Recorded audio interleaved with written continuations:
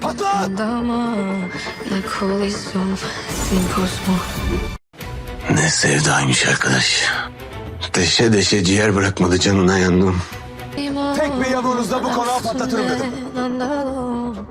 Bu sizin normaliniz ve eninde sonunda birbirinizi öldüreceksiniz. Birazdan sonra.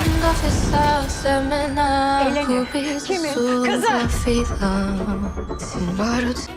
El bombasından bu kadar korkmayın ula. Daha büyük bombalar var. In the new episode, Esma will finally learn that Aybek is her daughter. But unfortunately, the explosion will happen right after Esma finds out. But of course, Esma won't die, or even Zasharifa, and most likely their injuries will be minor. As for Ipek, as I told you before, there is a high probability that Ipek took a strand of hair from Esma while hugging her, and she will do a DNA analysis to make sure if Esma is her mother.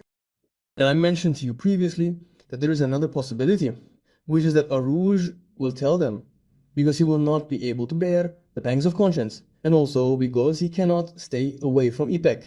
Which of the two possibilities is more likely? Share your expectations with us.